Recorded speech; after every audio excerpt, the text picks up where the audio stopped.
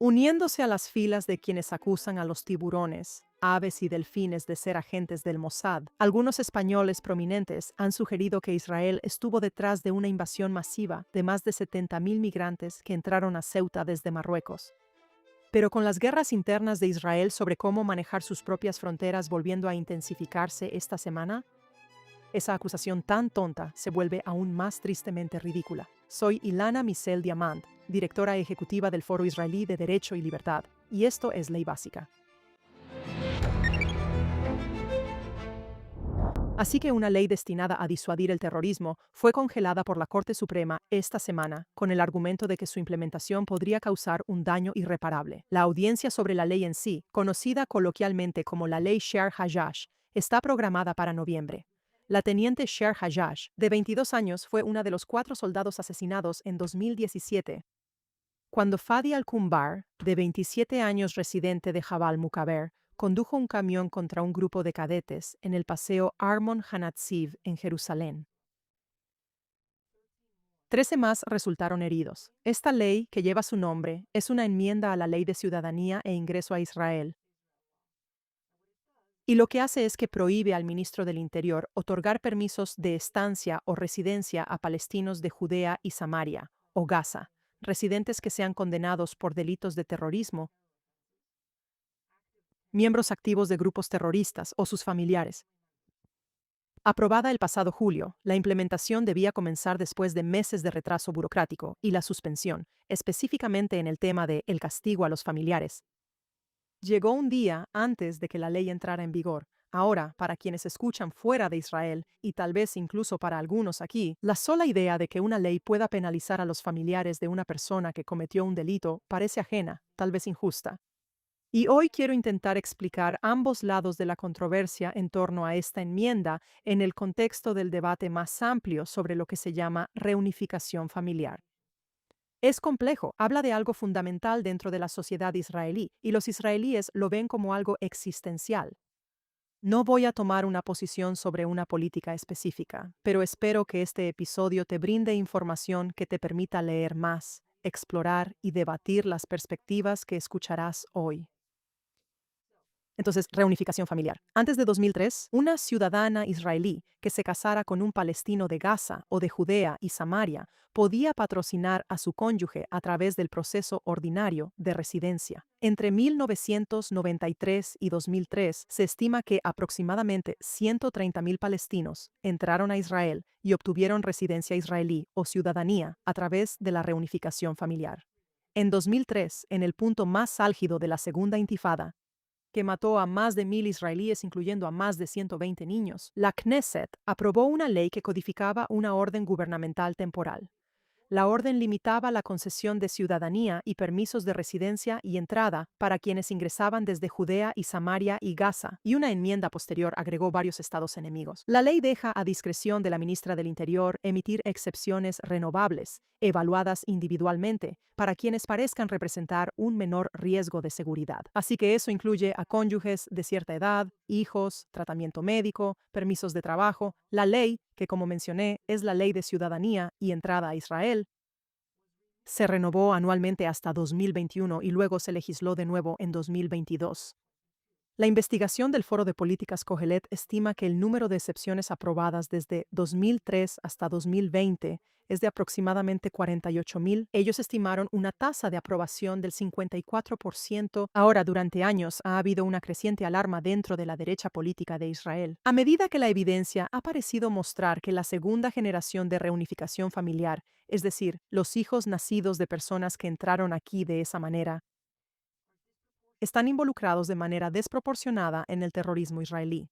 Según Amit Halevi, el diputado que patrocinó la ley Sher Hajjaj, a la que vamos a regresar, esta también es una afirmación que los datos de inteligencia respaldan. Ahora, hay cifras a las que los partidarios de la ley señalan como evidencia de esta preocupación, y vamos a usar mucha información de fuentes abiertas que tú misma puedes ir a revisar. Entonces, una investigación de 2021 del periódico Israel Hayom, usando lo que dice que son datos del aparato de seguridad de 2001 a 2016, descubrió que los hijos de segunda generación de la reunificación familiar estuvieron involucrados en actos terroristas 3 veces más que su proporción poblacional a nivel nacional y 12 veces más en los casos específicamente de Jerusalén. Tras los disturbios en Lod, Ramle, Jafo y Acre en mayo de 2021, un grupo de defensa llamado Aray Israel revisó más de 120 expedientes de arresto de Lod y Ramle. Descubrieron que aproximadamente el 60% de los arrestados por atacar a civiles judíos o fuerzas de seguridad y el 63% de los que realmente fueron acusados tenían uno de sus padres que llegó a través de la unificación familiar. En el Negev, que también ha enfrentado graves desafíos en materia de orden público y terrorismo, periodistas han expresado preocupaciones sobre la palestinización de la población beduina durante años. Nuevamente, como resultado de la reunificación familiar en la que la población beduina se ha casado con mujeres de poblaciones palestinas hostiles. Ahora, lo que parece una discusión sobre linaje en realidad es una discusión sobre cosmovisiones. Ahora, los datos empíricos sugieren que las personas que ingresan a través de la reunificación familiar desde estas áreas apoyan ideologías violentas, incluso cuando no necesariamente son quienes cometen la violencia. No tienes que buscar mucho para verlo. En diciembre de 2023, una encuesta del Centro Palestino de Investigación de Políticas y Encuestas encontró que el 72% de los palestinos en Gaza y Cisjordania dijeron que el ataque de Hamás del 7 de octubre fue la decisión correcta. 2 años después, en la encuesta más reciente de octubre de 2025, ese número ha bajado desde su punto máximo, pero aún está por encima del 50% y está aumentando de nuevo específicamente en Gaza. Una abrumadora mayoría de los encuestados, el 85% en Judea y Samaria y el 55% en Gaza, se opusieron a desarmar a Hamás incluso como condición para terminar la guerra. Y la lucha armada sigue superando tanto a la negociación como a la resistencia popular pacífica como camino a seguir, especialmente en Judea y Samaria. Esto significa que las probabilidades de que un inmigrante de esta zona llegue con estas ideas es extremadamente alta y la probabilidad de que las transmita en su familia es igualmente alta.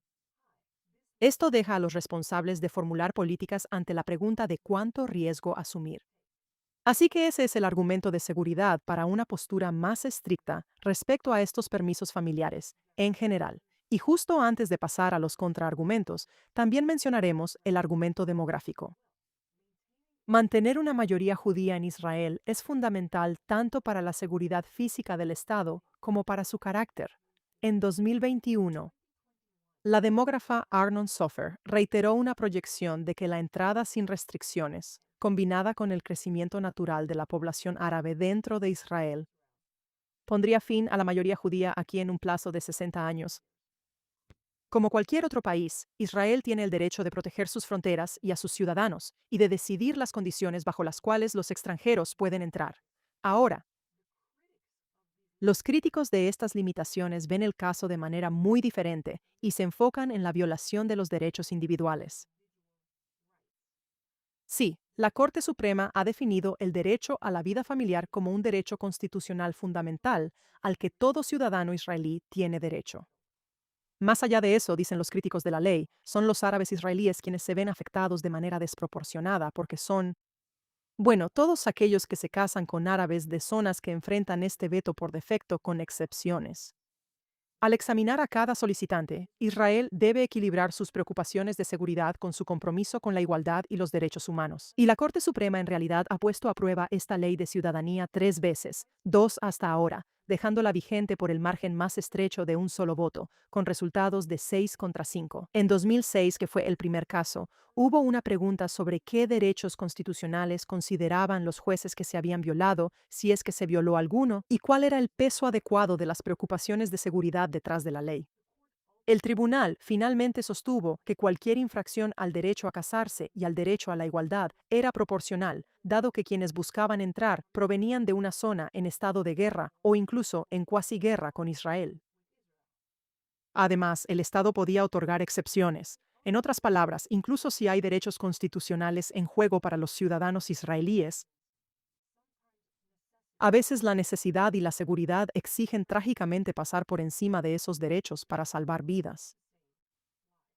Mientras tanto, la opinión minoritaria del presidente del Tribunal Supremo, Aharon Barak, sostuvo que la ley infringe los derechos constitucionales de manera desproporcionada y, por lo tanto, debe ser invalidada. Citó jurisprudencia previa. En este equilibrio, los derechos humanos no pueden recibir protección total, como si no existiera el terrorismo, y la seguridad del Estado no puede recibir protección total, como si no existieran los derechos humanos. Se requiere un equilibrio delicado y sensible. Ese es el precio de la democracia. Es costoso, pero vale la pena. En 2012, ante un panel diferente de 11 jueces, la Corte escuchó el caso nuevamente y llegó esencialmente al mismo resultado por el mismo margen. 6 contra 5, incluyendo a una jueza que había cambiado de opinión y se unió a la minoría. Como Barak ya no estaba en la corte en ese momento, la opinión mayoritaria comenzó citando una de sus propias frases. Los derechos humanos no son una receta para el suicidio nacional. Ahora, la Ley de Ciudadanía y Entrada está nuevamente ante la Corte desde 2022, con los demandantes buscando revocarla por completo, lo cual es un caso aparte de la enmienda Chagai que vamos a abordar en un momento.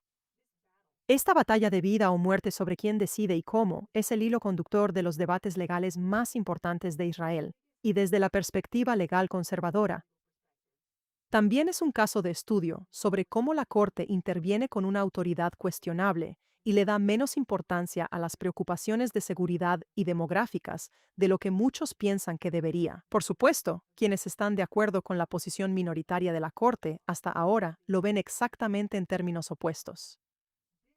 Este tema es uno de los principales puntos de conflicto, y en el caso de la ley Shear Hajjaj, estamos considerando factores aún más duros, porque no solo estamos hablando de la reunificación conyugal evaluada caso por caso, sino que potencialmente se podrían revocar o negar permisos a miembros de la familia, algunos de los cuales pueden haber estado aquí y haberse establecido aquí durante mucho tiempo.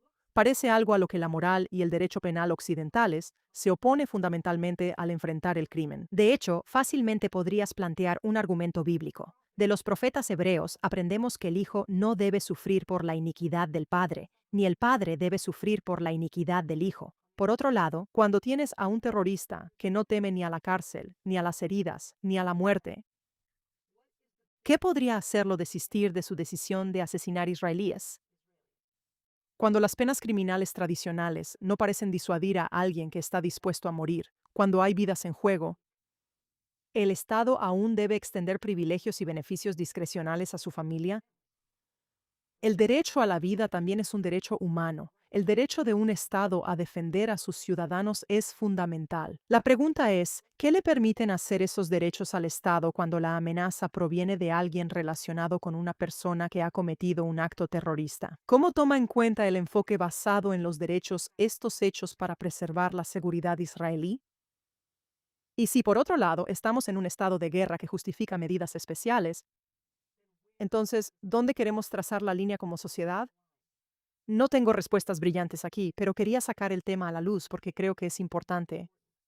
Y puedo compartir algunas ideas que tuve mientras reflexionaba sobre esto, de nuevo, sin tomar una postura política específica. Primero, como mencionamos, el derecho de un Estado a regular el ingreso a su territorio es inherente a su soberanía. Los Estados generalmente tienen una amplia autoridad para determinar quién puede entrar a su territorio y bajo qué condiciones. Y otras democracias, incluyendo a los Estados Unidos, también han avalado amplias restricciones a la entrada basadas en preocupaciones de seguridad nacional. Y si queremos ser realmente precisos, podemos recordar que los judíos israelíes no son bienvenidos en ninguna jurisdicción bajo control palestino, ni en el territorio de otros estados mencionados en la ley, como Siria o Irán.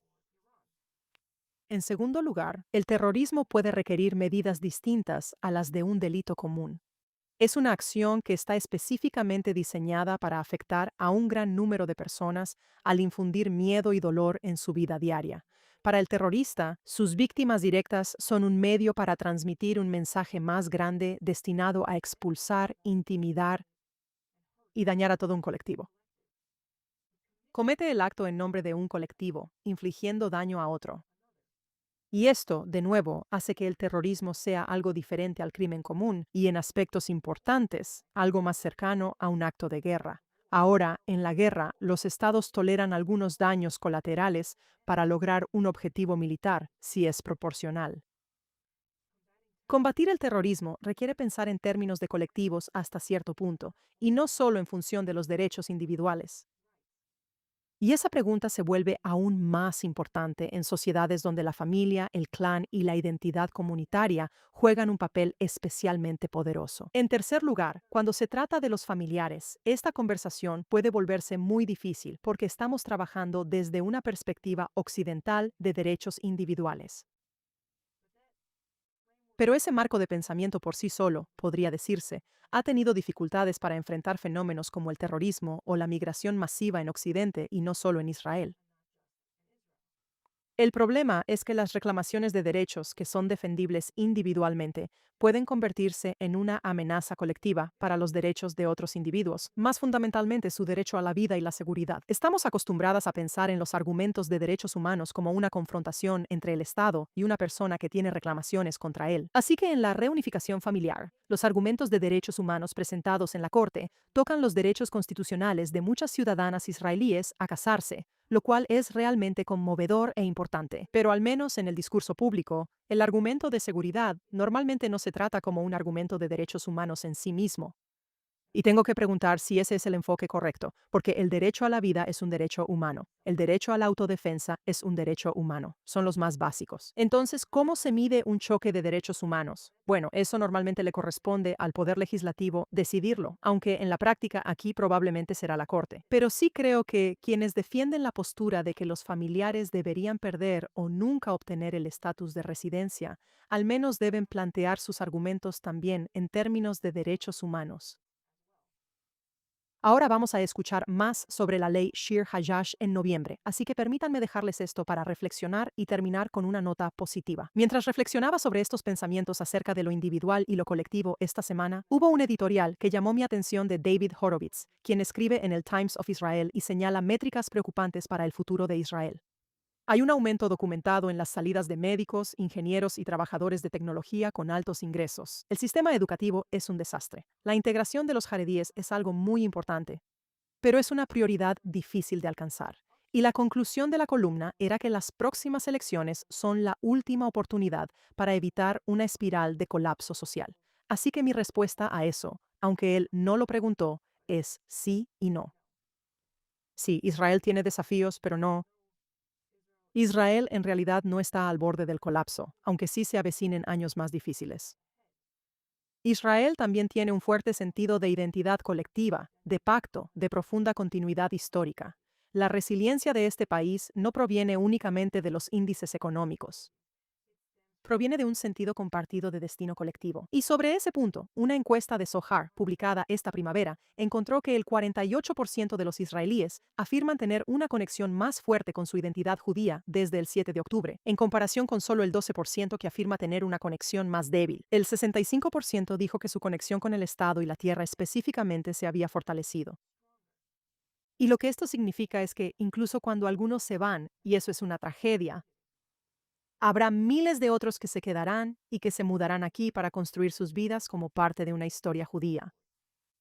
Israel perdura porque su gente reconoce que pertenece a un colectivo que vale la pena defender.